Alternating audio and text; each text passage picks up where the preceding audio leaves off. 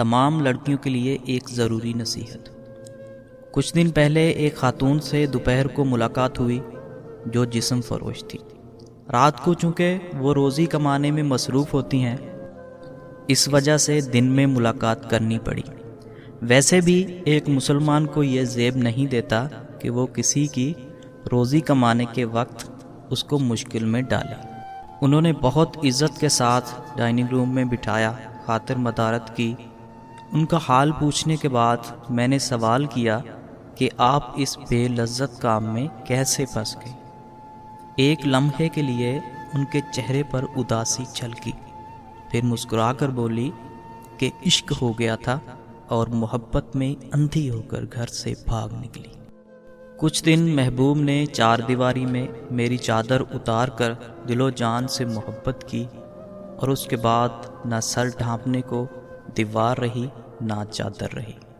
جب واپسی کا سفر کرنے کا سوچا تو خیال آیا کہ بھاگنے کا فیصلہ تو میرا تھا، اب اگر گھر گئی تو جو تھوڑی بہت والدین کی عزت بچی ہے وہ بھی لوگ تار تار کر دیں گے۔ رہنے کو ایک جگہ ٹھکانہ ملا جہاں مجھ جیسی لڑکیاں تھیں، اور بس پھر جسم ہی روزی روٹی کا سبب بن گیا۔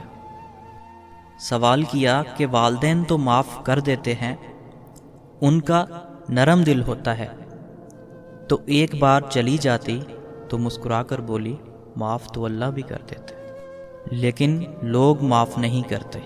عورت کا منہ کالا ہو جائے تو پھر یہ دنیا والے کبھی گورا نہیں ہونے دیتے، مرتے دم تک کالا ہی رہتا ہے۔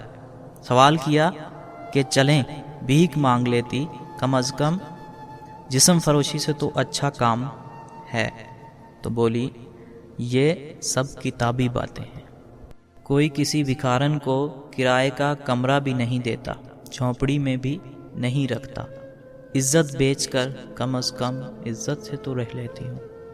اپنا گھر ہے، اپنا بستر ہے، اس دنیا میں اسی کی عزت ہے جس کے پاس پیسہ ہے۔